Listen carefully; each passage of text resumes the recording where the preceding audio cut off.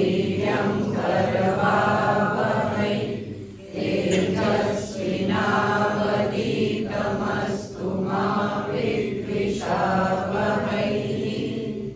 ॐ शान्ति शान्ति शान्तिः। शङ्करं शङ्कराचार्यं केशवं बादरायणं सूत्रभाष्यकृतो वन्दे भगवन्तो पुनः पुनः। ईश्वरो गुरुरात्मेति मूर्तिभेदविभागिने व्योमवद्व्याप्तदेहाय दक्षिणामूर्तये नमः।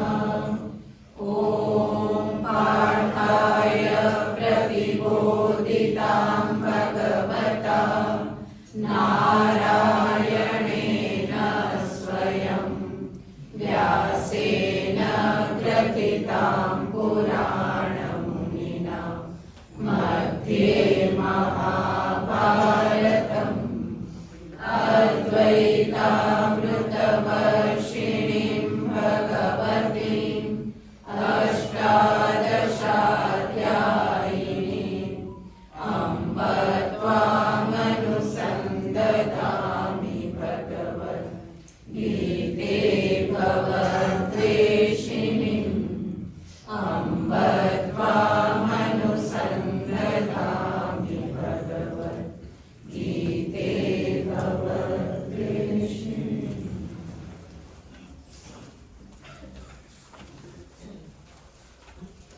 Shlok, please. Shlok number, please. Arjun उवाच लेलीयसे दृशमानः समन्तात् लोकान् समग्रान् वदनैज्ज्वलद्भिः तेजोभिरापूर्य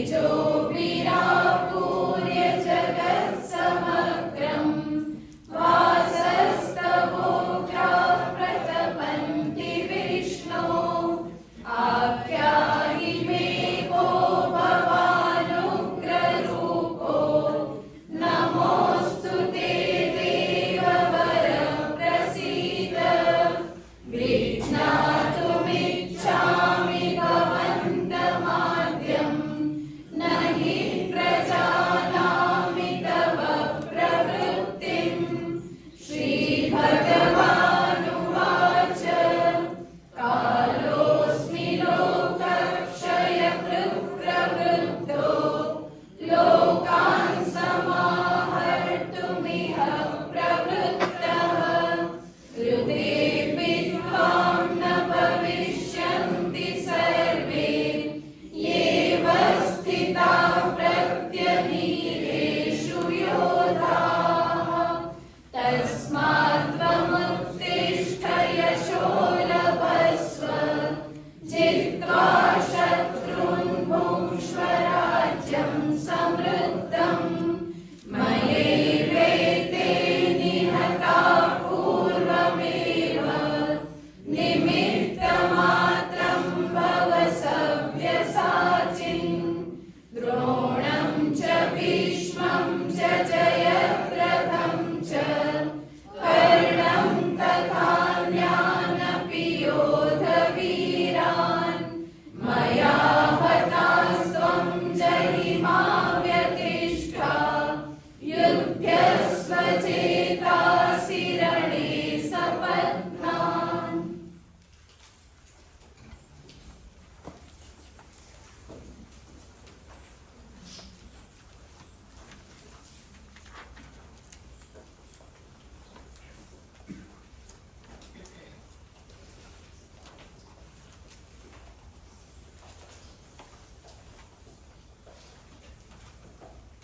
ભગવાન શ્રી કૃષ્ણચંદ્રએ સર્વ સાધકોને માટે બહુ જ મહત્વનો ઉપદેશ આપ્યો. નિમિત્ત માત્રમ ભવ. સવ્યસાચી અર્જુનને સંબોધન છે. અને અર્જુનના નિમિત્તથી જ સર્વ સાધકોને પણ ઉપદેશ અપાયો કે નિમિત્ત ભાવ રાખો, પોતાનામાં બીજા સર્વત્ર નિમિત્ત ભાવ જ રાખવાનો છે. આ નિમિત્ત ભાવ અંતઃકરણ શુદ્ધિનું એક બહુ જ મહાન સાધન છે, જે મને અહંકારથી બચાવે, દ્વેષથી બચાવે, જે કર્મયોગ અને ભક્તિયોગ બંનેને પોતાનામાં સમાવી લેનારું એવું આ સાધન છે. ગઈ વખતે આપણે બહુ વિસ્તારથી એના સંદર્ભમાં વિચાર કરેલો. ભગવાને અર્જુનને કહ્યું નિમિત્ત માત્ર ભવ, અને અર્જુન કઈ રીતે પોતાનામાં નિમિત્તત્વ જોઈ શકે એને પણ ભગવાન આગળ સ્પષ્ટતયા દર્શાવી દેશે કે અર્જુન, આ બધા જ ભલે તું તારા પ્રતિસ્પર્ધી માને છે, પ્રતિપક્ષી માને છે અને જીતવા તારા માટે તું મુશ્કેલ માને છે, એ બધા જ મારા વડે હતાહા, બધા જ મારા વડે હણાયેલા છે. હણાયેલાને જ તારે મારવાના છે.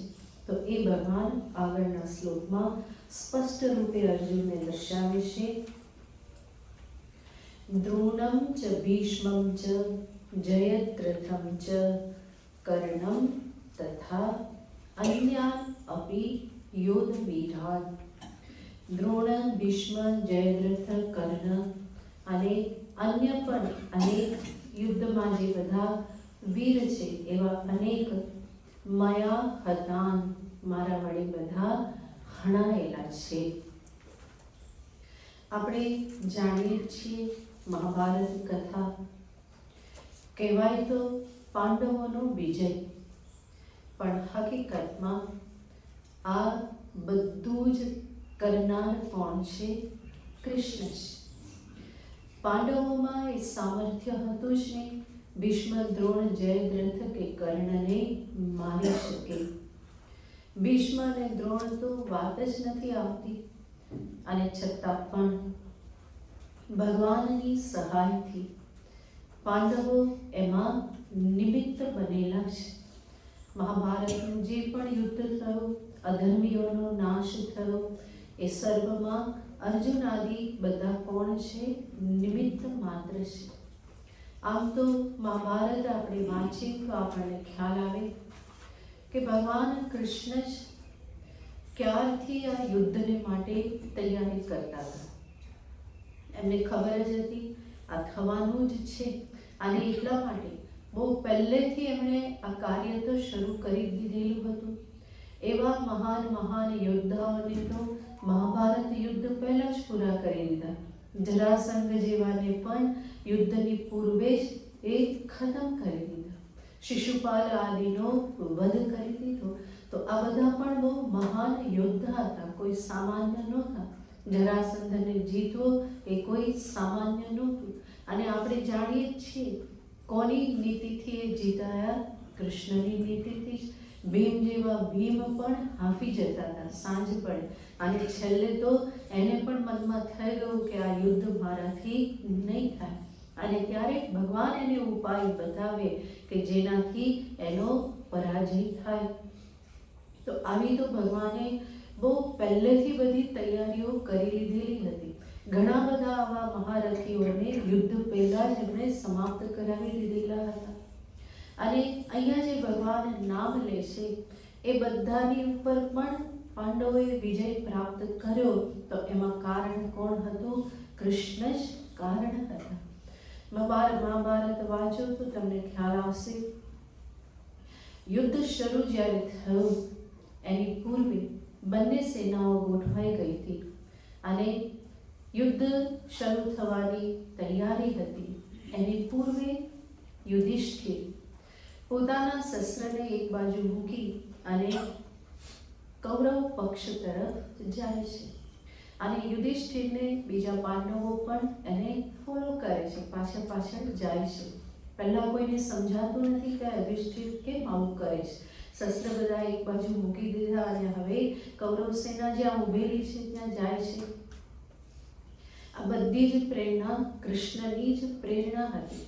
યુધિષ્ઠિરના અંતરમાં પ્રેરણા થઈ અને એ ગયા સેના માટે કે ભીષ્મ અને દ્રોણને પ્રણામ કરવા માટે ગયા. સામે ઊભેલા હતા એ વડીલ છે, ગુરુજન છે, તો ત્યાં જઈ એમને પ્રણામ કરી અને યુદ્ધ માટેની અનુમતિ લેવાને માટે ગયા હતા. તો યુધિષ્ઠિર ગયા અને ભીષ્મને પ્રણામ કરે છે. ત્યારે ભીષ્મ કહે છે કે યુધિષ્ઠિર, સારું થયું તું આવ્યો, તું શિષ્ટાચાર જાણે છે. જો ન આવ્યો હોત ને તો તારો પરાજય થઈ જાય. તો શિષ્ટાચારથી ચૂકી ગયો હોત, વડીલની અનુમતિ લેવાનું ચૂકી ગયો હોત તો તારો પરાજય નિશ્ચિત હતો. પણ કૃષ્ણએ જ પ્રેરણા આપી અને ભીષ્મને પ્રણામ કરવા ગયા. અને આટલું ભીષ્મ બોલ્યા તો પછી યુધિષ્ઠિર અને પાંડવો એમને પૂછે છે, હે પિતામહ, આપના મૃત્યુનો ઉપાય શું? કોઈને આવું પૂછાય? પણ સામે લોકો પણ એવા મહાન હતા. ભીષ્મ દ્રોણ કોઈ સામાન્ય નહોતા કે મૃત્યુથી ડરે એવા નહોતા.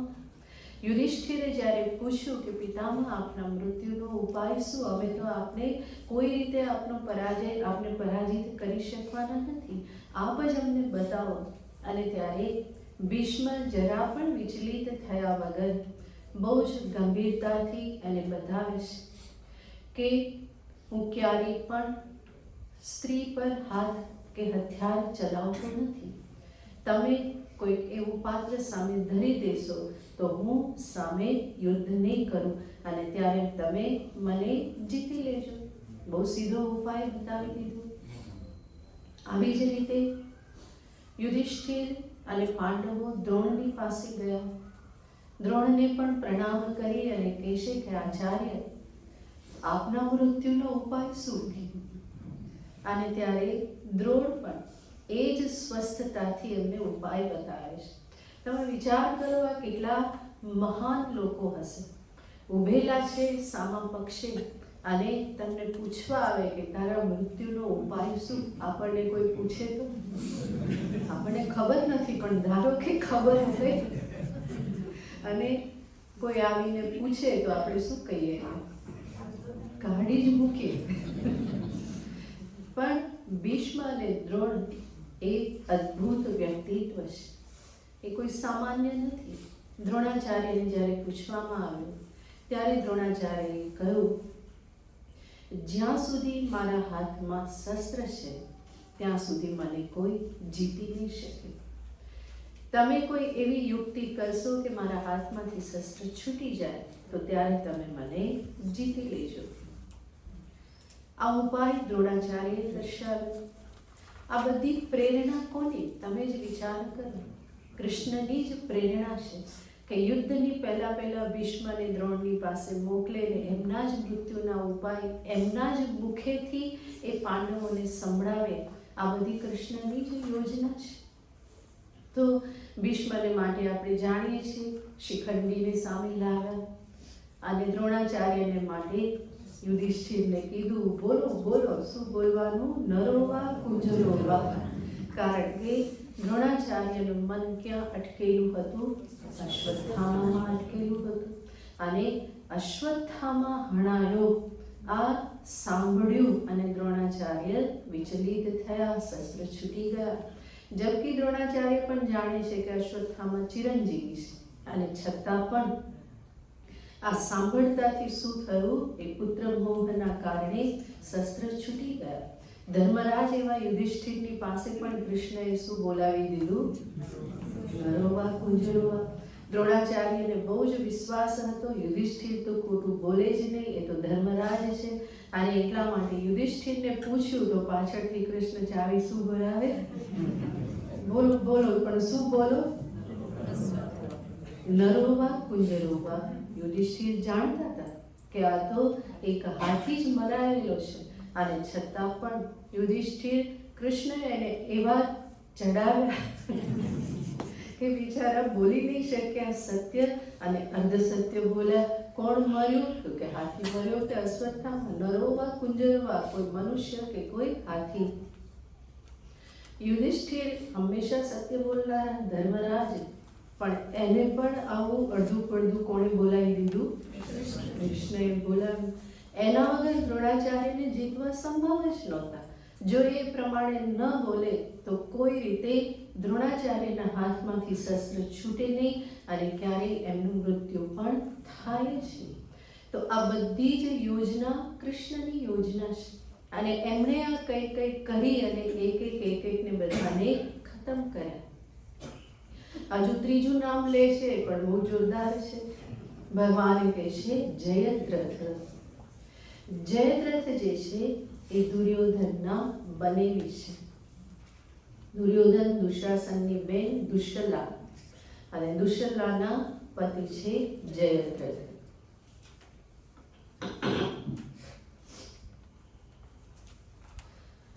જયદ્રથનું મૃત્યુ પણ આસાન નહોતું, કારણ કે જયદ્રથના પિતા તપ કરતા હતા અને શેના માટે તપ કરતા હતા? પુત્ર માટે જ.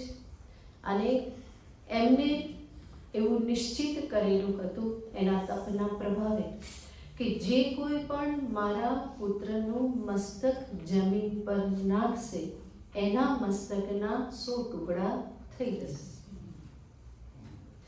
હવે અર્જુન ગમે એટલા બાણાવળી હોય, ગમે એટલા એ યુદ્ધમાં કુશળ હોય, પણ જયદ્રથનું માથું ઉડાડે તો કોનું ઉડી જાય? પોતાનું જ ઉડી જાય. એટલા માટે અર્જુનને હંમેશા એ ચિંતા રહેતી હતી કે કૌરવ પક્ષમાં જયદ્રથ પણ બહુ સારા યોદ્ધવીરા હતા અને પહેલેથી જ એમની સાખ તો સારી નહોતી. દ્રૌપદી ઉપર પણ નજર બગાડેલી હતી, છતાં પણ એને મારી શકાય એમ નહોતું, કારણ કે જે એનું મસ્તક ઉડાડે એનું મસ્તક ઉડી જાય. તો આ સ્થિતિમાં કોણ ઉપાય બતાવે? કૃષ્ણ જ ઉપાય બતાવે. એટલા માટે તમે પણ કથા જાણો છો કે જ્યારે અભિમન્યુ હણાયા ત્યારે અર્જુન બહુ વિચલિત હતા અને અભિમન્યુ જ્યારે હણાયા, અભિમન્યુ એકલા હતા અને એની આજુબાજુ 6 મહાન યોદ્ધા બધા હતા, એકલા કરી નાખેલા હતા. આ તો ધર્મયુદ્ધ કહેવાય નહીં. તો એવી રીતે જે અભિમન્યુનો વધ થયો એમાં એક જયદ્રથ પણ હતા અને અર્જુનને બહુ જ ગુસ્સો આવ્યો આવી રીતે અભિમન્યુને હણ્યા હતા. તો અર્જુન જે છે એ પ્રતિજ્ઞા કરી લેશે. શું પ્રતિજ્ઞા કરી લેશે? કાલે સાંજ સુધીમાં જયદ્રથનો વધ ન કરું તો હું પોતે ચિતા પર ચડી જઈશ અને દેહને ભસ્મીભૂત કરી દઈશ. પ્રતિજ્ઞાઓ આ બધા કરે, સંભાળવું કોણે પડે? કૃષ્ણ કે આ વગર મફતની પ્રતિજ્ઞા આવું કરવાની જરૂર શું હતી? પણ અર્જુને પ્રતિજ્ઞા કરી. ભગવાન તો ભક્ત વત્સલ છે, અર્જુનના પ્રિય સખા છે. આવું તો મહાભારતમાં તમે ઘણી વખત જોશો. પાંડવો પણ એવી પ્રતિજ્ઞા કરી લે કે પછી ભગવાને બધું સંભાળવું પડે. આખું યુદ્ધ પૂરું થયું અને છેલ્લે દુર્યોધન સરોવરમાં સંતાઈ ગયેલા હતા. તો ત્યાં જઈને યુધિષ્ઠિર કાંઠા ઉપર બેસીને કે દુર્યોધન બહાર આવી જા, બહાર આવી જા, તું એવી રીતે ક્યાં પાણીમાં ક્યાં સુધી રહીશ, બહાર આવી જા, તું બહાર આવી જઈશ તો આ રાજ્ય પણ તને આપી દઈશ. માંડ તો વિજય પ્રાપ્ત થયો. 18 દિવસનું યુદ્ધ, કૃષ્ણએ કેટલી મહેનત કરી છે, માંડ આ બધો વિજય પ્રાપ્ત થયો. યુધિષ્ઠિર કે હું તને આપી દઈશ અડધું રાજ્ય. ભગવાન ત્યારે એના ઉપર ગુસ્સે થયા કે ચૂપ રહો, કે આ શું બોલો છો? ક્યારેક ભગવાનને પણ ઘાટો તો પાડવો પડે ને.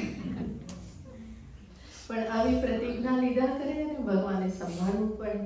અર્જુને પણ આવી પ્રતિજ્ઞા લીધી, બધાને ખબર પડી ગઈ. તો ઉપાય તો કૌરવો પાસે બહુ સરળ જ હતો. જયદ્રથને સંતાડી દો, સૂર્યાસ્ત થઈ જાય ત્યાં સુધી બહાર જ નહીં કાઢવાનું અને તો અંતે શું થશે? અર્જુનભાઈ રામ રામ થઈ જશે અને યુદ્ધનો આપણે વિજય પામી જઈશું. બીજે દિવસે જયદ્રથને સંતાડી દીધા. આ બાજુ અર્જુન ઘણી મહેનત કરે પણ જયદ્રથને તો દેખાવા જ ના દે. ભગવાન પણ જાણે એની પ્રતિજ્ઞાને બધું જ. પછી ભગવાને શું કરવું પડ્યું? વહેલો સૂર્યાસ્ત કરી દીધું. એવા વાદળો રાખી દીધા ને એવું કર્યું કે બધાને કૌરવ પક્ષનાને થયું. અને જયદ્રથ પણ આમ પણ સંતાઈ થાકી ગયા કે આજનું સવારથી આમ તો એ વીર છે ને, યુદ્ધ કરનાર છે, તો બધા એને સંભાળીને સંતાડીને રાખે. તો એ થાકી ગયા હતા. ભગવાને ખોટો સૂર્યાસ્ત કરી દીધો. અને એ બધાને થયું કે સૂર્યાસ્ત થઈ ગયો. અને આ બાજુ અર્જુન પણ ચિતા તૈયાર કરી અને મરવાને માટે તૈયાર થાય છે. પણ સૂર્યાસ્ત થયો એવું લાગ્યું. કૌરવો પણ નિશ્ચિંત થયા અને જયદ્રથે દર્શન આપ્યા એવું ભગવાન અર્જુનને કે અર્જુન જયદ્રથ તીર ચલાવો જલ્દી. અર્જુન તો ચિતામાં ચડવાની તૈયારી કરી નાખવા કે જો જયદ્રથ નીકળો કે જલ્દી તીર ચલાવો. અને અર્જુનને પણ દેખાઈ ગયો. અર્જુનને તો વાર શું લાગે, એ તો તરત અનુસંધાન કર્યું અને એમણે તીર ચલાવ્યું. પણ આગળનું તો અર્જુનને ખબર નથી. એ ભાન ત્યારે રહ્યું નથી કે આનું મસ્તક નીચે પડશે તો એનું મસ્તક ફાટી જશે. ચલાવી તો દીધું, પણ ભગવાને એ જે તીર ચાલ્યું અને જયદ્રથનું મસ્તક એમાં આવી ગયું. એ તીરને ભગવાને ક્યાં પહોંચાડ્યું? જ્યાં જયદ્રથના પિતા તપ કરતા હતા એમના જ ખોળામાં જયદ્રથનું મસ્તક પડ્યું. પહેલા તપ કરતા તેને થયું કે અરે આ શું આવી પડ્યું, અને તરત એમણે એને પૃથ્વી પર ઘા કરી દીધો અને એમનું મસ્તક પણ. હવે આ બધી કળા કોને આપેલી? કોણે કર્યું? કૃષ્ણએ જ કર્યું. ભીષ્મનું મૃત્યુ, દ્રોણનું મૃત્યુ કે પછી જયદ્રથનું મૃત્યુ, આ બધું જ ભગવાન જ કરે છે. આ અર્જુન આદિ તો માત્ર નિમિત્ત બને છે. અને ચોથા કોણ હતા? જેને ટાળી શકાય એમ હતા જ નહીં. તો એ ચોથા છે કર્ણ. કર્ણ માટે પણ અર્જુનને આશંકા હતી કે કર્ણ ઉપર વિજય પ્રાપ્ત કરવો અર્જુનને ખબર છે. સમાન બાણાવળી છે, બલ્કિ કર્ણ બહુ જ વધારે, એના કરતાં પણ વધારે એ શૂરવીર છે. ઘણી બધી એમને વરદાનો પ્રાપ્ત થયેલા છે. તો એવા કર્ણને મારવા એ પણ અર્જુન માટે આસાન નહોતું. અને આની તૈયારી ભગવાને ક્યારથી કરી દીધી? સૌથી પહેલા એના કવચ કુંડળ ઉતારાવી દીધું. યુદ્ધની પહેલા જ. જ્યાં સુધી કવચ કુંડળ હોય કર્ણનો વાળ પણ વાંકો થઈ ના શકે. તો ભગવાને પહેલેથી જ શું કર્યું કે પહેલા તો આ હટાવવું પડે. અને એના માટે કોને મોકલ્યા? ઇન્દ્રને મોકલ્યા. જઈને પહેલું કામ શું કરે ઇન્દ્ર? કે કવચ કુંડળ લઈ લે. અને ત્યાં પણ ઇન્દ્રને શું કીધું? જ્યાં સુધી આ છે ત્યાં સુધી તમારો પુત્ર જીતી નહીં શકે, કારણ કે અર્જુન ઇન્દ્રપુત્ર છે. તો ઇન્દ્રને પણ મોહમાં નાખી દીધા અને કર્ણની પાસે યાચના કરવા માટે મોકલી દીધા. કર્ણએ કવચ કુંડળ ઉતારી આપ્યા. કર્ણ તો દાનવીર છે, કોઈ સામાન્ય વ્યક્તિ તો છે નહીં. પોતાના જીવનની રક્ષાને માટે પણ એ ક્યારેય દાન દેવામાં અચકાયા નથી. કવચ કુંડળ આપ્યા. ઇન્દ્ર એને લઈ અને ચાલતા થાય છે, પણ ઇન્દ્રના પગ જમીનમાં ખોડાઈ જાય છે. અને આકાશવાણી થાય છે કે ઇન્દ્ર, કોઈની પાસેથી આટલી મહાન વસ્તુ લઈએ તો એને સમાન બીજી કંઈક વસ્તુ આપવી પડે. ખાલી લેવાથી કામ ના ચલે, લીધું હોય તો કંઈક આપવું પડે. તો આ આકાશવાણી થઈ અને ત્યારે ઇન્દ્ર જે છે એ કર્ણને એક અમોઘ શક્તિ પ્રદાન કરે છે. તો એને અહીંયા ભગવાન ભાષ્યકાર એનો ઉલ્લેખ કરે છે કે કર્ણ કોણ હતા? તો કે છે વાસવ દત્તયા શક્ત્યા સંપન્નઃ. વાસવ યાની ઇન્દ્ર દ્વારા આપેલી અમોઘ શક્તિથી એ સંપન્ન હતા. અને અમોઘ શક્તિ અને એ શક્તિનો પ્રયોગ કરવામાં આવે તો એ વ્યર્થ ક્યારેય ના જાય. એટલા માટે કર્ણએ આ શક્તિને સાચવી રાખેલી હતી બહુ જ સારી રીતે. કોના પર છોડવા માટે? અર્જુન પર છોડવા માટે. ભગવાન જાણે કર્ણ પાસે આ શક્તિ છે. કોઈને કોઈ રીતે એ શક્તિને ખતમ કરવી પડે અને એના માટે ભગવાન ફરી પાછા બધા ચક્કર એમણે ચાલુ કરવા પડે. આ બાજુ એક દિવસ ઘટોત્કચ યુદ્ધ કરવા આવ્યો. ઘટોત્કચ અને ભીમનો પુત્ર હિડિંબાનંદન ઘટોત્કચ. એમણે જે યુદ્ધ કર્યું, રાક્ષસ છે, માયાવી છે, અનેક પ્રકારે યુદ્ધ કરતા હતા, બહુ ઘોર યુદ્ધ કરતા હતા અને એટલી બધી કૌરવ સેનાઓનો એણે સફાયો કરી નાખ્યો કે દુર્યોધનને બહુ જ ચિંતા થઈ કે આવું ને આવું યુદ્ધ ચાલુ રહેશે અને આ મરશે નહીં તો આજે ને આજે બધી કૌરવ પક્ષ તો ખતમ થઈ જશે. અને એટલા માટે એ કર્ણને કહે છે કે કર્ણ પેલી શક્તિનો પ્રયોગ કરી દે. કર્ણ કહે છે કે એ ના કરાય, કે એમે સાચવીને રાખેલી છે અર્જુન માટે. દુર્યોધન કહે છે કે અર્જુન હશે ત્યારની વાત ત્યારે કે અત્યારે આને ખતમ કર, કે નહીં તો આજે ને આજે બધું ખતમ થઈ જશે. કર્ણ તૈયાર નહોતા, પણ દુર્યોધને એને બહુ જ આગ્રહ કર્યો. ત્યારે કર્ણએ પોતાની અમોઘ શક્તિ ઘટોત્કચ પર વાપરી અને એનો વધ કર્યો. આ બધું કોણ કરે? શક્તિ વપરાવી દેવી એ કૃષ્ણની જ યોજના હોય. ઘટોત્કચનો વધ થયો, મહાભારતમાં આવે છે. ઘટોત્કચનો વધ થયો એ દિવસે જ્યારે સાંજે યુદ્ધ સમાપ્ત થયું ને છાવણીમાં પહોંચ્યા, કૃષ્ણ એકદમ જ ભાવ વિભોર થઈ અને અર્જુનને ભેટી પડે છે અને એટલા ખુશ છે કહે છે કે અર્જુન આજે હું બહુ જ ખુશ છું. યુધિષ્ઠિર ને પાંડવો બીજા બધા ત્યાં ઊભા હતા, બધા દુઃખી હતા. શેના કારણે દુઃખી હતા? ભીમપુત્રનો વધ થયો તો ઘટોત્કચનો. બધા દુઃખી હતા, પણ કૃષ્ણ બહુ જ ખુશ હતા. અને એટલા ખુશી અર્જુનને કે આજે હું બહુ ખુશ છું. અર્જુનને સમજાય નહીં કે આવું કેમ કહે છે. અને ભીમભાઈ ઊભા થાય તો પૂછ્યા વગર રહે નહીં ને.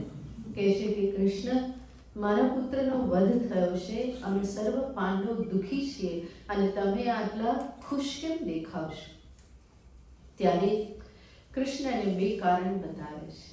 કહે છે આજે હું એટલે ખુશ છું કે કર્ણ પાસેની શક્તિ આજે વપરાઈ ગઈ છે. મને કે રોજ ચિંતા થતી હતી કે આ ગમે ત્યારે આ શક્તિનો પ્રયોગ અર્જુન ઉપર કરી દેશે તો એ શક્તિ અમોઘ છે. તો કે હું હંમેશા ચિંતિત રહેતો તો, મને રાત્રે ઊંઘ પણ નહોતી આવતી. આજે હું નિરાતે સૂઈ જઈશ. ભગવાનના મુખમાં આ શબ્દો છે મહાભારત કે આજે હું બહુ શાંતિની ઊંઘ લઈશ, નહીં તો તારી ચિંતામાં મને ઊંઘ નહોતી આવતી કે આ શક્તિ ક્યાંક તારા ઉપર કર્ણને કંઈ ફર્યું, દુર્યોધનનું કંઈ ફર્યું ને અચાનક રાત્રે આવીને પણ શક્તિનો પ્રયોગ કરી દે તો પછી તને બચાવવું તકલીફ થઈ જાય. ભગવાન કહે છે કે આજે શક્તિ વપરાઈ ગઈ, હવે હું સાવ નિશ્ચિંત થઈ ગયો. હવે અર્જુન કેવો છે તો કે અર્જુન ઉપર કોઈ ખતરો નથી. તો આવી રીતે ભગવાન ખુશ થયા. અને બીજું કહે છે કે ઘટોત્કચનો વધ પણ જરૂરી જ હતો, કારણ કે મૂળભૂત એ કોણ છે? રાક્ષસ છે, હિડિંબાનંદન છે અને એ હંમેશા માયાવી યુદ્ધ કરે છે. એવું માયાવી યુદ્ધ અહીંયા કરવાનું ન હોય, એને ખતમ કરવો જ જોઈએ. એટલા માટે ઘટોત્કચનો વધ થયો તો એનાથી પણ હું ખુશ જ છું, એ કાર્ય પણ થવું જોઈએ.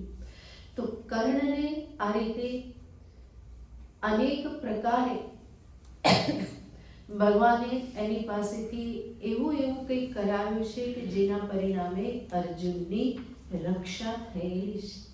નહીં તો કર્ણથી અર્જુનની રક્ષા કે કર્ણને જીતવો અર્જુનને માટે એ કોઈ પણ રીતે સંભવ નહોતું. કર્ણ પાસે એટલું બધું પુણ્ય હતું કે જે પુણ્ય એની હંમેશા રક્ષા કરતું હતું.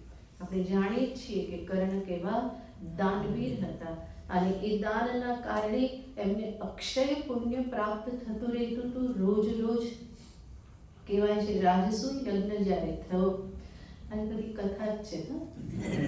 તમને મજા પડી ગઈ છે બધા? આટલી એકાગ્રતાથી ક્યારે સાંભળવી? આજ બધા આમ થીજી ગઈ. કથા જાણો છો છતાં પણ.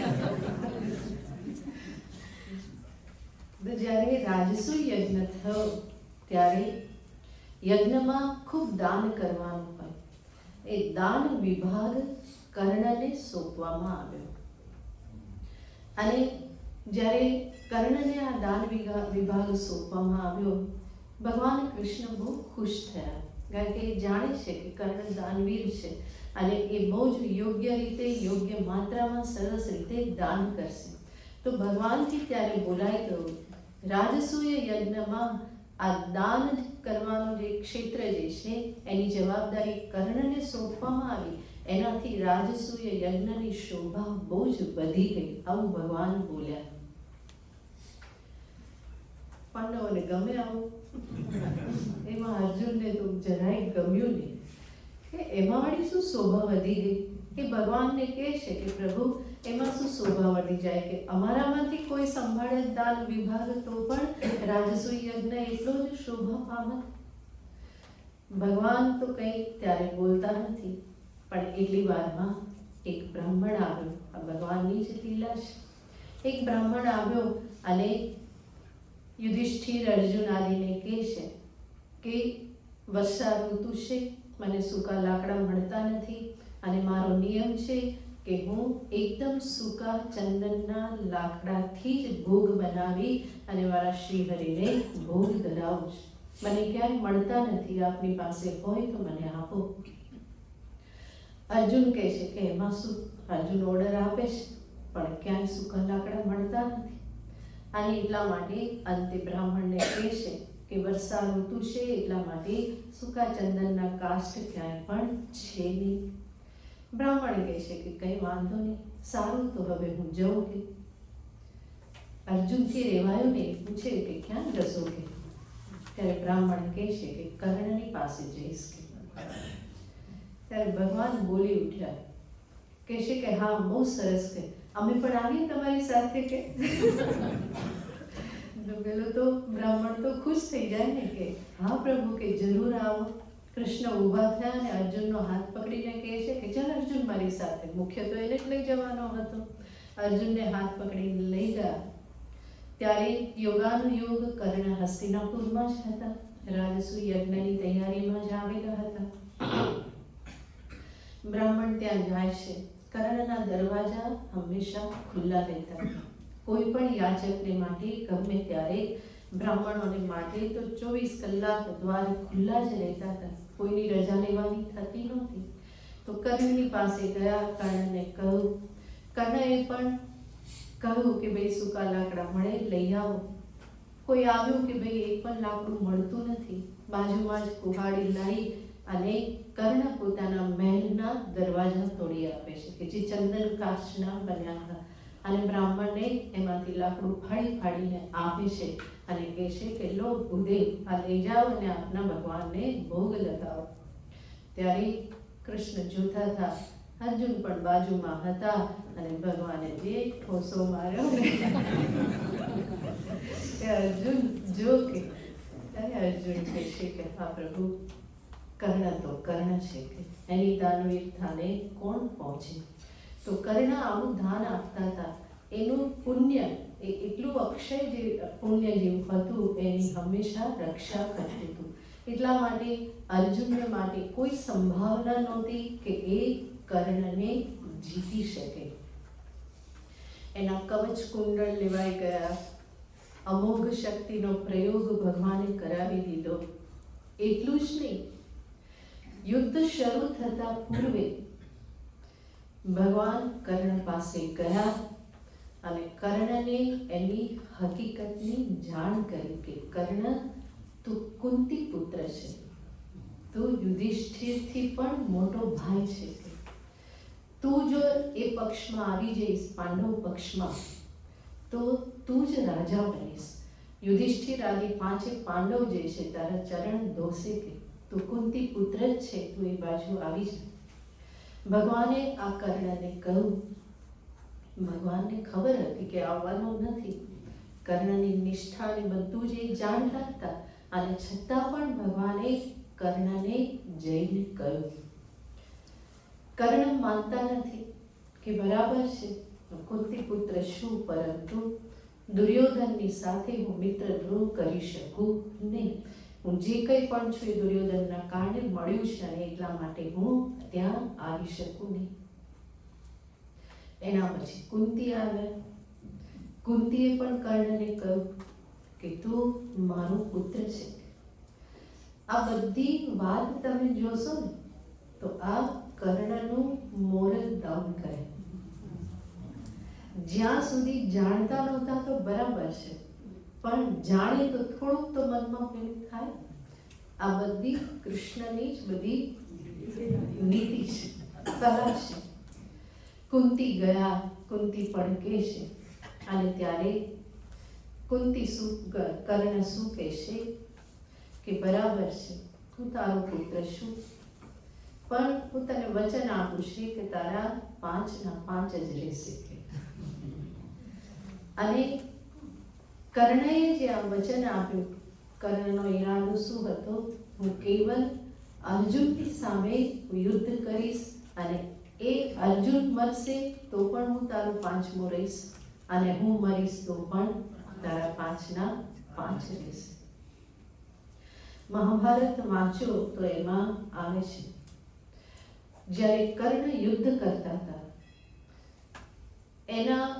એની પકડમાં 4 પાંડવ આવ્યા હતા. ભીમને તો એવા એમને ફસાવ્યા હતા, અને ભીમને મારવા કર્ણને માટે કોઈ જ અઘરું નહોતું. એવી યુદ્ધમાં ગોઠવણ થઈ ગઈ કર્ણનું એવું પરાક્રમ કે ભીમ એની સાથે આવી ગયા, અને ક્ષણભરમાં કર્ણ ભીમને એ હત્યા કરી શકે, એને મારી શકે, એનો વધ કરી શકે. પરંતુ કર્ણ કહેશે, મેં માને વચન આપ્યું છે તારા 5ના 5 રહેશે, જા તને મારવું નથી. ભીમને તો અંદર એવું ખરાબ લાગે, પેલો કે આવું ના કર, મને તું મારી નાખ તો વધારે સારું, કે આવી રીતે મને છોડ નહીં કે. તો ભીમ જેવું ભીમ પણ કર્ણની સામે આવી ગયા હતા, એનો વધ કરી શકતા હતા, પણ કર્ણ કહે છે કે ના, હું તને નહીં મારું, માને વચન આપ્યું છે તારા 5ના 5 રહેશે, ને અર્જુન સામે જ હું યુદ્ધ કરવાનું છું. એવી જ રીતે નકુલ સહદેવ પણ આવી ગયા. યુધિષ્ઠિર પણ કર્ણની પકડમાં આવ્યા, પણ એ 4ને કર્ણ છોડી દે છે, માનતા નથી. તમે વિચાર કરો એ કેટલો પરાક્રમી હશે, કેટલો મહાન યોદ્ધો હશે, તો એ 4ને છોડી દેશે સાથે સાથે વચન પાલનને અર્થે. આવા કર્ણને અર્જુન મારી શકે? ભગવાન જાણે છે અર્જુનનું સામર્થ્ય નથી આ કર્ણને જીતવા, અને એટલા માટે ભગવાન પણ મહાભારતનું યુદ્ધ વખતે શું કરે છે તો કે કર્ણ જ્યારે રથથી નીચે હતા, એના હાથમાં શસ્ત્ર નહોતું, અને એ રથનું પૈડું જે ખૂંચી ગયેલું હતું એ કાઢતા હતા, ત્યારે ભગવાન અર્જુનને કહેશે કે અર્જુન બાણ ચલાવ કે કર્ણ પર. અર્જુન કહેશે કે આવી રીતે કેવી રીતે કરાય, કે એના હાથમાં શસ્ત્ર નથી, હું કેવી રીતે ચલાવી શકું? ત્યારે ભગવાન કહેશે કે આ જ અવસર છે, આના સિવાય બીજો કોઈ અવસર તને નહીં મળે કર્ણને જીતવાનો, તું બાણ ચલાવ અત્યારે. અર્જુનને બહુ જ અંદરથી પેલું થાય છે, ચલાવી નથી શકતા. ત્યારે ભગવાન એને બરાબર બધું યાદ અપાવે છે. અર્જુન કહેશે કે આ ધર્મયુદ્ધ ના કહેવાય, એના હાથમાં શસ્ત્ર નથી, હું કેવી રીતે એના પર બાણ છોડું? ત્યારે ભગવાન પછી અર્જુનને કહેશે કે જ્યારે અભિમન્યુનો વધ થયો ત્યારે ધર્મ ક્યાં ગયો હતો? કર્ણ ત્યારે પણ ત્યાં હતો, એણે અધર્મનો હંમેશા સાથ આપેલો છે. દ્રૌપદીના ચીર હરાતા હતા ત્યારે ધર્મ ક્યાં ગયો હતો? આ કર્ણ જ ત્યાં હતો, તો એણે કંઈ કર્યું નહીં, અધર્મનો સાથ આપ્યો. ભગવાન એને અર્જુનને એટલા બધા ઉકસાવે છે અને કહે છે કે આવી રીતે અધર્મનો સાથ આપનારને તારે માનવું જ જોઈએ, તું બાણ ચલાવ. અને ત્યારે પછી અર્જુન બાણ ચલાવે છે, કર્ણનો વધ કરે છે. તો આ બધું કોણે કર્યું? કૃષ્ણ એની જ બધી લીલા ને એની જ બધી યોજનાઓ બધું જ. તો ભગવાન અહીંયા કહે છે કે આ બધા તો મારા વડે ભણાયેલા જ છે. અર્જુનનું પોતાનું સામર્થ્ય જ નથી કે આ ચારને એ ભણી શકે, પણ ભગવાને એવી નીતિઓ અપનાવી અને એવી રીતે પહેલેથી બધી તૈયારી કરી કે અંતે મહાભારતમાં આ બધાનો વધ થયો. જ્યારે યુદ્ધ થતું હતું ત્યારે અર્જુન કૃષ્ણને એક વખત પૂછે છે, અહીંયા જ્યારે કહે છે, ભગવાન કહે છે દ્રોણમ, ભીષ્મમ, જયદ્રથ, કર્ણ અન્ય બધા યોદ્ધાઓ પણ મયા હતાન, મારા વડે બધા હણાયેલા જ છે. મહાભારતમાં સરસ વર્ણન આવે છે. અર્જુન કૃષ્ણને પૂછે છે કે કૃષ્ણ, અહીંયા જોવાનું છે કે ભગવાન કૃષ્ણ પોતે પણ ક્રેડિટ લેતા નથી. હકીકતમાં અર્જુન કૃષ્ણને પૂછે છે કે કૃષ્ણ, હું યુદ્ધ કરું છું ને ત્યારે મારી આગળ મને એક ત્રિશૂળ દેખાય છે અને એ ત્રિશૂળ જેને મારે છે ને એને જ મારું બાણ વિંધી શકે છે. તો આ શું રહસ્ય છે? ત્યારે ભગવાન અર્જુનને બહુ સરસ ઉત્તર આપે છે. મહાભારતમાં શ્લોક છે કે છે યસ્તુ તે સોગ્રતો યાતિ યુદ્ધે પ્રત્યુપસ્થિતે. આ યુદ્ધમાં જે તારી આગળ જે તને ત્રિશૂળ દેખાઈ રહેલું છે, તારી આગળ જે કામ કરી રહેલું છે કે છે તમ વિદ્ધિ રુદ્રમ કૌંતેય દેવદેવ કમર્દિનમ. કે છે કે અર્જુન, તારી આગળ તો એ દેવોના દેવ રુદ્ર ચાલી રહેલા છે, એ યુદ્ધ કરી રહેલા છે, એના ત્રિશૂળથી જે વિંધાય છે એને જ તારું બાણ વિંધી શકે છે. તો ભગવાન પણ જો કહેતા નથી કે આ તો બધું મારા કારણે થાય છે, કે તારી આગળ હું ચાલી રહેલો છું. કહે છે મયા હતા, બધા મારા વડે ભણાયેલા છે. વિશ્વરૂપમાં તો રુદ્ર પણ સમાયેલા જ છે, સંહારક તો રુદ્ર જ છે. તો ભગવાન ત્યાં કહે છે કે અર્જુન, એ તો ભગવાન શિવ છે, પશુપતિનાથ છે, જેનું ત્રિશૂળ કામ કરી રહ્યું છે, એ જેને મારે એની પાછળ તું એને મારી રહેલું છે. તો કહેવાનું તાત્પર્ય કે બધું જ કોના થકી થાય છે? ઈશ્વર થકી થાય છે. જે કંઈ પણ થઈ રહ્યું છે એમાં જીવ જે છે માત્ર નિમિત્ત છે. તો ભગવાન અહીંયા અર્જુનને કહે છે મયા હતાન ત્વમ જહી, તું એ લોકોને જીતી લે. આ તો બધા મારા વડે હણાયેલા જ છે. ત્વમ જહી માં વ્યથિષ્ઠા, તું વ્યથિત ન થાય. ભગવાન વિશ્વરૂપમાં છે અને વિશ્વરૂપ પ્રભુ જ અર્જુનને કહી રહેલા છે કે આ બધાને તું જીતી લે, તું વ્યથિત ન થાય. યુદ્ધસ્વ, યુદ્ધ કર અને રણે સપત્નાન જેતાસી. આ રણમાં તારા જે પણ દુશ્મનો છે, શત્રુ જે છે એ બધાને તું જીતી લે, તું જીતવાનો જ છે. તો વિશ્વરૂપ પ્રભુ આ પ્રમાણે અર્જુનને નિશ્ચિંત કરવાને માટે કહે છે કે તું ચિંતા ન કર, આ બધા જ હણાઈ જવાના છે. તું નહીં મારે તો પણ એ બધા મરવાના જ છે, એમના મૃત્યુનો કાળ આવી જ ગયેલો છે. ભગવાન તો જાણે જ છે કે આજથી 10મા દિવસે ભીષ્મ હણાવવાના છે, 13મા દિવસે દ્રોણ હણાવવાના છે, પછી આગળ કર્ણ પણ હણાવવાના છે. તો ભગવાન તો જાણે જ છે, પહેલેથી જ બધી તૈયારી એ પ્રમાણે થઈ જ ગયેલી છે. બીજી પણ એક કથા આવે છે કે એક વખત ઇન્દ્ર જે છે એ કોઈ દેવી સ્ત્રીની પાછળ મુગ્ધ થઈને જતા હતા. ત્યારે ભગવાન રુદ્ર એને જોઈ જાય છે અને એ ઇન્દ્રને પકડી લે છે કે તું આવી રીતે નજર બગાડે છે. એને પકડી અને ભગવાન એને ગુફામાં નાખી દે છે. ઇન્દ્ર જ્યારે અંદર જાય છે તો અંદર બીજા 4 પણ બેઠેલા હતા, તો 5 થઈ ગયા. એ 5 પછી રુદ્રને પ્રાર્થના કરે છે કે અમારી ભૂલ થઈ ગઈ, અમને આમાંથી ક્યારે મુક્તિ મળશે, આપ કહો કે. ત્યારે રુદ્ર કહે છે કે તમે બહુ બધા ધર્મીઓનો નાશ કરશો ને, ઘણા બધા અગણિત એવા ધર્મીઓનો નાશ કરશો, પછી તમારી મુક્તિ થઈ જશે. એનો અર્થ શું? પહેલેથી જ નક્કી હતું કોણ જીતવાનું, બરાબર. તો આ 5 પાંડવો ઘણા અધર્મીનો નાશ કરવાના અને પછી એ મુક્ત થવાના એવું ભગવાને ત્યાં જ કહેલું છે. તો આ બધું નિશ્ચિત છે. જીવ તો માત્ર એમાં નિમિત્ત બને છે. મયા હતાન ત્વમ ત્વમ જહી માં વ્યતિષ્ઠા યુદ્ધસ્વ રણે સપત્ના જીતાસી. તું જીતવાનો જ છે તારા શત્રુઓને, અને એટલા માટે નિશ્ચિત થઈ અને તું યુદ્ધ કર. કોઈના મૃત્યુનો શોક કરવો, હું જ એનો મૃત્યુનું કારણ છું એવું માની અને તું નિરાશ ન થા. તું માત્ર નિમિત્ત માત્ર છે અને નિમિત્ત બનીને આ યુદ્ધ તું કર. આ પ્રમાણે ભગવાન અર્જુનને નિશ્ચિંત કરે છે. અને ત્યાર પછી શું થયું? ભગવાન આટલું બોલી અને ચૂપ થયા. ત્યાર પછી શું થયું તો સંજય આપણને બતાવે છે. આપણે શું સંજય ઉવાચ एतत् श्रुत्वा वचनं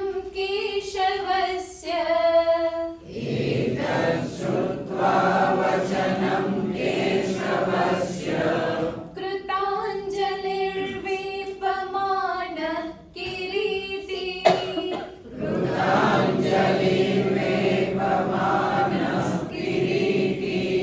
नमस्कृत्वा भूय एवाह कृष्णम्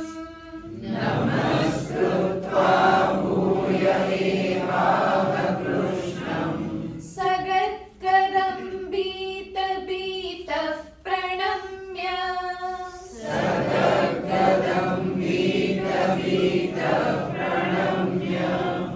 एतत् श्रुत्वा वचनं केशवस्य कृताञ्जलिर्वेपमानः किरीटी नमस्कृत्वा भूय एवाह कृष्णं सगद्गदं भीतभीतः प्रणम्य.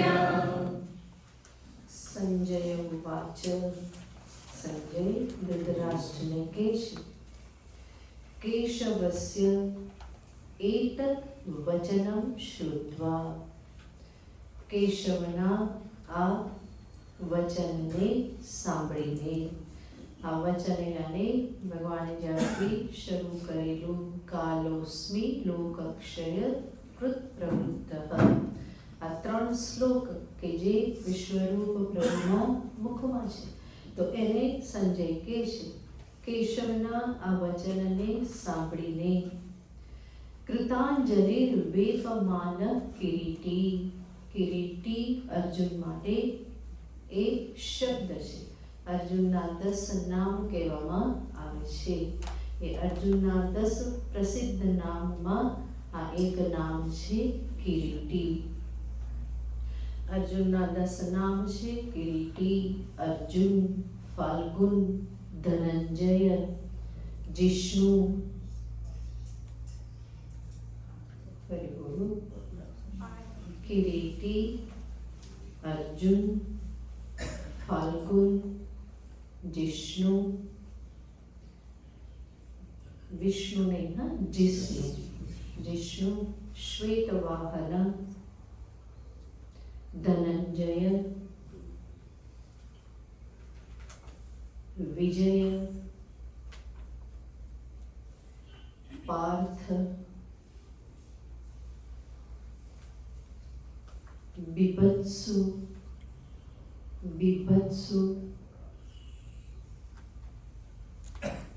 અને સભ્યસાચી.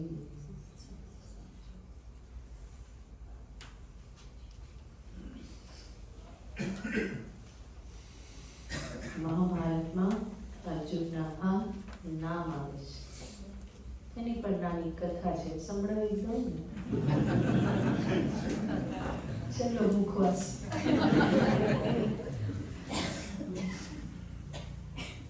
અર્જુન પાંડવો જ્યારે અજ્ઞાતવાસમાં રહેતા હતા અને અર્જુન બૃહન્નલાના રૂપમાં હતા. વિરાટનગરમાં રાજાને ત્યાં રહેતા હતા અને બૃહન્નલાને એ નૃત્ય શીખવતા હતા. નૃત્ય, ગાન આ બધું કરતા હતા. એમાં દુર્યોધન આદિ વિરાટનગરમાંથી ગાયોને લઈ જાય છે, હંકારી જાય છે. અને ત્યારે વિરાટનગરના રાજા એ બાર હતા. એનો પુત્ર હતો ઉત્તર, કે જે નગરના રક્ષણ માટે એને કીધેલું હતું. પિતાજી બહાર ગયા હતા. દુર્યોધન જ આ પ્રમાણે બધાને, દુર્યોધન, કર્ણ, ભીષ્મ બધા જ આવ્યા હતા અને એ ગાયોને લઈ ગયા. શા માટે એમણે આ કર્યું હતું? કે જો પાંડવોના ખબર મળ્યા હતા કે એ જો ત્યાં હશે તો બધા આ ગાયોનું રક્ષણ કરવા માટે બહાર તો આવશે જ, અને અજ્ઞાતવાસમાં આપણે એને પકડી લઈશું તો ફરી પાછા એ ફરી 12 વર્ષ એ જતા રહેશે. તો આ હેતુથી ગાયોને હંકારી ગયા. અને ત્યારે વિરાટનગરના રાજા હતા ને ઉત્તરને કહેવામાં આવ્યું કે જાઓ તમે ગાયોને પાછી લાવો. ઉત્તર કહેશે કે હું જાઉં તો ખરું, પણ મારા રથને કોઈ હલાવનાર જોઈએ. ત્યારે આ બૃહન્નલા આવી જાય છે કે આ પણ જાણે છે, એ સારથી પણ જાણે છે અને એટલા માટે એ રથ ચલાવશે. અર્જુન જ કહેશે કે હું જાણું છું એ ઉત્તરનો રથ હું ચલાવીશ. લઈ જાય છે અને સામે આ દુર્યોધન, કર્ણ, ભીષ્મ આ બધાને જુએ છે તો ઉત્તરના તો હાજર ગગડી ગયા. એ કહેશે કે મારાથી તો આ બધાની સાથે યુદ્ધ નહીં થાય. અર્જુન બૃહન્નલાના રૂપમાં એને સમજાવે છે, કહે કે આવી રીતે જવાય નહીં, આ યુદ્ધ કરવું પડે. પેલો તો કે મારાથી નહીં થાય તો રથમાંથી ઉતરીને પાછા ભાગવા, કે હું નહીં કરું. કે એને સમજાવે અર્જુન કે આવી રીતે ના જવાય, તું ક્ષત્રિયનો દીકરો છે, પીછે ના કરે, કે ના મારાથી તો આ યુદ્ધ થશે જ નહીં. ત્યારે પછી બૃહન્નલા કહે છે કે તું ચાલતો ખરો કે તારા સાથે હું યુદ્ધ કરીશ. પેલો કહે છે કે તમને ક્યાંથી આવડે કે યુદ્ધ કરતા? ત્યારે બૃહન્નલાના વેશમાં અર્જુન હતા. એ પોતે કહે છે કે હું વાસ્તવમાં 5 પાંડવોમાંનો અર્જુન છું અને હું યુદ્ધ કલા જાણું છું, તું આવી જાય. ત્યારે પેલો ઉત્તર કહે છે કે હું કેવી રીતે જાણું કે તમે અર્જુન છો? કે હું અર્જુન છું હું કહું છું ને કે ના, પણ અર્જુનના 10 નામ પ્રસિદ્ધ છે, તમે બોલો તો હું જાણું. એક તો યુદ્ધ કરવું નથી, પીછે હટ કરે, ભાગે અને પછી ટ્રેનિંગ તો એવી બતાવે કે કેવી રીતે જાણું તમે અર્જુન છો? ત્યારે અર્જુન પોતાના આ 10 નામ ત્યાં બોલે છે અને ઉત્તર જાણે છે. પછી શું થયું? આ 10 નામ એ ત્યાં બોલે છે અને પછી ઉત્તરને વિશ્વાસ બેસે છે અને એ યુદ્ધ કરવાને માટે તૈયાર થાય છે. અર્જુન જ એવું યુદ્ધ કરે છે કે આ બધાને ભગાડી દે છે અને ગાયોને પાછી લાવે છે. ત્યારે બાળકોએ કીધેલું હતું કે તમે યુદ્ધ કરવા જાઓ છો ને ઉત્તરને, તો કે આ બધા જે કૌરવો જે છે, બધા જે હસ્તિનાપુરમાં બધા રહે છે, એ બધા બહુ રાજા મહારાજા મોટા છે, કે એના કોઈક વસ્ત્ર લઈ આવજો ને. અર્જુને એ લોકોને વસ્ત્ર પણ ઉતારાવી લીધા અને આ બધાને માટે ભેટ આપવાને માટે લઈ આવ્યા. તો આવી રીતે અર્જુનના આ 10 નામ પ્રસિદ્ધ છે. સ્વયં અર્જુનના મુખે મહાભારતમાં બોલવામાં આવેલા છે. એમાં એક નામ છે કિરીટી. નહીં તો આપણને કિરીટી એટલે કોણ દેખાય? હમણાં જ આવ્યું હતું, કિરીટીનમ ગદિલમ ચક્રહસ્તમ. તો ભગવાન માટે પણ કિરીટી શબ્દ વપરાય છે, પણ અહીંયા કોણ બોલી રહેલું છે? સંજય બોલી રહેલા છે અને કે છે કૃતાંજલિ વેપમાનઃ કિરીટી. અર્જુન જે છે એ કૃતાંજલિ ભગવાનની સામે 2 હાથ જોડી દે છે અને સાથે સાથે કહે છે કે અર્જુનની સ્થિતિ શું હતી? તો કે વેપમાનઃ, ધ્રુજતા હતા. હજુ ભય ગયો નથી, હજુ શું દેખાય છે? દંષ્ટ્રા કરાલાની છે. એ ભયાનક રૂપ હજુ ભગવાનનું સામે જ છે અને ભગવાન એ વિશ્વ રૂપેમાં જ તો આ બધું બોલી રહેલા છે. તો અર્જુન હજુ ભયભીત તો છે જ. ભગવાનનું આ જે રૂપ અર્જુને જોયેલું છે ને, દર્શા કરાનાની ચ તે મુખાની ભયાનકાની, આ તો યુદ્ધ પૂરું થયા પછી પણ અર્જુનને કેટલી વાર સપનામાં દેખાયું હશે અને અનેક વખત, કારણ કે દર્શન જ એવું છે. તો એ ભયભીત છે, હજુ ભય ગયો નથી, હજુ ધ્રુજારી છે શરીરમાં. એટલા માટે સંજય કહે છે કૃતાંજલિ વેપમાનઃ કીર્તિ. અર્જુન જે છે બે હાથ જોડેલા છે અને હજુ ધ્રુજી રહેલા છે, વેપમાનઃ કંપાયમાન થઈ રહેલા છે. એવા અર્જુને શું કર્યું કે છે કૃષ્ણમ નમસ્કૃત્વા, એણે ભગવાનને નમસ્કાર કર્યા અને ભૂય એવ આહ, ફરી પાછા એ ભગવાનને કંઈક કહેવા લાગ્યા. પહેલા તો કહેલું જ હતું આખ્યાયિકો મે ભવાનુગ્ર રૂપ, આપ કોણ છો મને કહો. ઘણું બધું અર્જુન બોલી ગયા, તમારું આ રૂપ જોવાથી બીક લાગે છે, બધાને સંતાપ થાય છે. પછી ચૂપ થયા હતા. હવે ફરી અર્જુન બોલવા લાગ્યા. એટલા માટે સંજય કહે છે ભૂય એવ આહ, ફરી અર્જુન બોલ્યા નમસ્કાર કરીને. સગદગદમ ભીત ભીત પ્રણમ્ય, અર્જુન જે બોલ્યા એ કેવું હતું તો સંજય કહે છે સગદગદમ વચનમ, ગદગદ વચન બોલ્યા. એ ગદગદિત થઈ ગયેલા હતા અને ભગવાનને પ્રણામ કરીને ગદગદિત પણ છે અને કહે છે ભીત ભીત, સૌથી વધારે ડરેલા છે. એવા ડરેલા હજુ ધ્રુજી રહેલા છે, એ ભગવાનની સમક્ષ ગદગદ વચન બોલે છે. મનુષ્ય ગદગદિત ક્યારે થાય? આપણે અનેક વખત આ શબ્દનો પ્રયોગ કરીએ છીએ. તો અહીંયા ભગવાન શંકરાચાર્યજી બહુ સરસ સમજાવે છે કે ગદગદ થવું એટલે શું અને ક્યારે ગદગદિત થાય. ભગવાન ભાષ્યકારની પણ લીલા છે, ક્યારેક સમજાવે તો એટલું બધું વિસ્તારથી આવું સમજાવી એ પણ વિશ્વરૂપમાં એટલા તન્મય થયેલા છે અને અર્જુનની સાથે પણ એટલા તન્મય થયેલા છે. તો એ અર્જુનની મનોદશા જાણે છે. એટલા માટે ભગવાન શંકરાચાર્યજી અહીંયા કહે છે કે ગદગદિત થવું એટલે શું, ક્યારે થાય માણસ? ભયાવિષ્ટસ્ય દુઃખાભિઘાતાન સ્નેહાવિષ્ટસ્ય ચ હર્ષોદ્ભવાત અશ્રુપૂર્ણ નેત્રત્વે સતી. કે છે ભય બહુ લાગ્યો હોય અને દુઃખનો આઘાત લાગ્યો હોય, અથવા બહુ જ ખુશી થઈ હોય, હર્ષનો આવેગ થયો હોય, ત્યારે આંખમાં આંસુ આવે. એટલા માટે ઘણી વખત કહેવું પડે કે આ તો ખુશીના આંસુ છે. આપણે રડતા હોય કોઈ અને બીજા શું કહે, ના ના ના રડો ના રડો, શાંત થઈ જાઓ શાંત થઈ જાઓ. ત્યારે પેલું શું કહે, અરે આ તો ખુશીના આંસુ છે. તો ખુશીના પણ આંસુ આવે અને દુઃખના પણ આંસુ આવે. એટલા માટે કે છે દુઃખાભિઘાતાત અથવા તો હર્ષોદ્ભવાત. અને દુઃખમાં સાથે સાથે શું આવી જાય? ભય આવી જાય. ભયથી આવિષ્ટ હોય ત્યારે શું થાય કે છે અશ્રુપૂર્ણ નેત્રત્વે સતી, આંખમાં આંસુ આવે અને શ્લેષ્મના કંઠાવરોધ, કંઠમાં કફ ભરાઈ જાય. અને એટલા માટે બહુ ખુલ્લા અવાજે બહુ સ્પષ્ટ વચને એકદમ બોલી ના શકાય. તો કે છે શ્લેષ્મના કંઠાવરોધ તતઃ ચ વાચઃ અપાટવમ, ત્યારે વાણીમાં પટુતા રહેતી નથી. વાચઃ ચ અપાટવમ મંદ શબ્દત્વમ, ત્યારે જે બોલાય એ પણ કેવું બોલાય? ધીમે ધીમે બોલાય.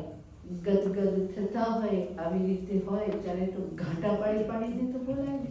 તો ત્યારે જે બોલાતું હોય એ વચન કેવું હોય કે છે મંદ શબ્દત્વમ. આ જે સ્થિતિ જે છે ભય અથવા હર્ષથી અશ્રુપૂર્ણ નેત્ર, કંઠાવરોધ થઈ જવો, વચનમાં અપટુતા હોય, મંદ શબ્દત્વ હોય, આવી સ્થિતિ જે છે એને ભાષ્યકાર કહે છે સ ગદગદ, એને ગદગદ કહેવાય. તેન સહ વર્તતે ઇતિ સગદગદમ વચનમ. તો અહીંયા ભગવાન સંજય કહે છે સગદગદમ ભીત ભીત પ્રણમ્ય. ગદગદિત થઈ ભયભીત એવા અર્જુન જે છે એ ભગવાનને હવે આગળના વચનો કહે છે. સંજય આ પ્રમાણે ધૃતરાષ્ટ્રને કહે છે. અહીંયા ઘણા આચાર્યો વિચાર કરે છે કે વચ્ચે આ પ્રમાણે સંજય શા માટે કીધું. સીધું જ સંજય કહી શક્યા હોત કે વિશ્વરૂપ પ્રભુએ આવું કહ્યું અને પછી અર્જુન બોલ્યા. અર્જુને આગળ શું કીધું તો અર્જુન જે પ્રાર્થના કરે છે એ કીધું. પણ અહીંયા સંજય શું કરે છે તો કે અર્જુનનું આ વર્ણન કરે છે. આવી રીતે આ રીતે જે અર્જુનનું અહીંયા વર્ણન કરે છે એની પાછળ સંજયનું એક પ્રયોજન છે. જે બધું કહેવામાં આવ્યું કે આ બધા જ મારા વડે હણાયેલા છે અને એ બધું સાંભળીને વિશ્વરૂપ પ્રભુની સામે હજુ પણ અર્જુન કંપિત થઈ રહેલા છે, ભયભીત થઈ રહેલા છે. તો આવી રીતે જ્યારે સંજય કહેશે તો સંજયના મનમાં એક આશા છે કે આ બધું સાંભળીને પણ ધૃતરાષ્ટ્રને સદબુદ્ધિ આવી જાય અને એ યુદ્ધને રોકી દે. 10મા દિવસે પણ સંજય ક્યારે સમજાવી રહ્યા છે? આ 10મા દિવસે ભીષ્મ પણ હણાઈ ગયેલા છે. તો સંજયના મનમાં એક આશા છે કે આ બધું સાંભળી અને ધૃતરાષ્ટ્ર સમજી જાય કે આ વિશ્વરૂપ પ્રભુનો જેને સાથ છે એનો પરાજય ક્યાં થવાનો છે. એની સામે તો બધા હાથ જોડે છે. તો એવું કંઈક સંજયના મનમાં આશા છે કે આ સંધિ કરી દે અને ઉભય પક્ષે હજુ આગળની પણ બધી હિંસા રોકાઈ જાય. પરંતુ ભાષ્યકાર આગળ કહે છે કે આવી રીતની સંજયની ઈચ્છા હોવા છતાં પણ કે નિરાશઃ સન સંધિં કરિષ્યતિ તતઃ શાંતિઃ ઉભયેષાં ભવિષ્યતિ. આવી સંજયની આશા હતી. પરંતુ તદપી ન અશ્રવશેત ધૃતરાષ્ટ્રએ છતાં પણ એ સાંભળ્યું નહીં. શા માટે? ભવિતવ્યવશાત. આ થવાનું જ છે. ભવિતવ્યમ ભવતિ એવ. જે થવાનું છે થવાનું જ છે. અને એટલા માટે સંજય ગમે એવી રીતે વર્ણન કરે પણ ધૃતરાષ્ટ્રને એ સંભળાવવાનું નથી. બધું એને સાંભળ્યું. ભીષ્મ, દ્રોણ, જયદ્રથ, કર્ણ બધા મયા હતાન આવું કહે છે. અને અર્જુન પણ હજી વિશ્વરૂપ પ્રભુની સામે આ પ્રમાણે કંપાયમાન થઈ રહેલ છે. તો એ પ્રભુનું સામર્થ્ય કેટલું હશે અને એ જે પક્ષમાં હોય એનો વિજય તો નિશ્ચિત જ હોય. આવું ધૃતરાષ્ટ્ર સમજી નહીં શક્યા. સંજય સમજાવવા માંગતા હતા પણ એ નહીં સમજ્યા. કારણ શા માટે નહીં સમજ્યા? તો ભાષ્યકાર કહેશે ભવિતવ્યવશાત. કારણ કે આ થવાનું જ છે. ભવિતવ્ય ભવતિ એવ. એ ટાળી શકાય એમ નથી. બીજા કોઈ આચાર્ય કહે છે કે આ 4નું નામ લીધું ને એની સાથે 5મું દુર્યોધનનું લઈ જવા જેતું હતું. દ્રોણમ, ભીષ્મમ, જયદ્રથમ, કર્ણમ તથા દુર્યોધનમ. આ દુર્યોધનનું નામ જો ત્યાં લઈ લીધું હોત તો કદાચ ધૃતરાષ્ટ્ર જાગી જાત અને યુદ્ધને અટકાવી દેત. પણ ભગવાનને ખબર છે એટલા માટે લઈ લે. એમને ખબર છે કે 10 દિવસ થઈ ગયા, હવે આ બધું અધૂરું થોડું છોડાય છે. હવે જે અધર્મીઓનો નાશ કરવાનો છે તો પછી પૂરું જ કરવાનું હોય. તો ભગવાને પણ દુર્યોધનનું નામ નથી લીધું. શા માટે? ભવિતવ્યવશાત. આ થવાનું જ છે. ધૃતરાષ્ટ્ર સાંભળવાના નથી. થવાનું જ છે. એ જ બુદ્ધિ બધી જ આની પાછળ કોણ કામ કરે છે? ઈશ્વર ઈચ્છા જ કાર્ય કરે છે. એટલા માટે ધૃતરાષ્ટ્રને પણ આ બધું સાંભળવા છતાં પણ કોઈ બુદ્ધિ પ્રાપ્ત થઈ નહીં. તો બધું જ ભવિતવ્યવશાત. એના આચાર્ય કહે છે.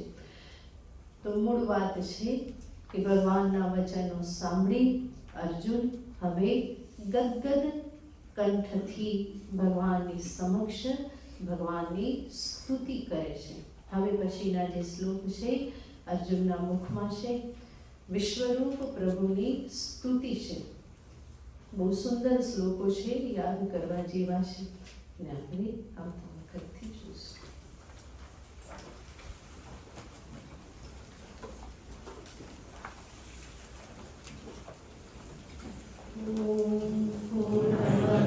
પૂર્ણમિદં પૂર્ણાત પૂર્ણમુદચ્યતે પૂર્ણસ્ય પૂર્ણમાદાય પૂર્ણમેવાવશિષ્યતે. ઓમ શાંતિ શાંતિ શાંતિ. હરિ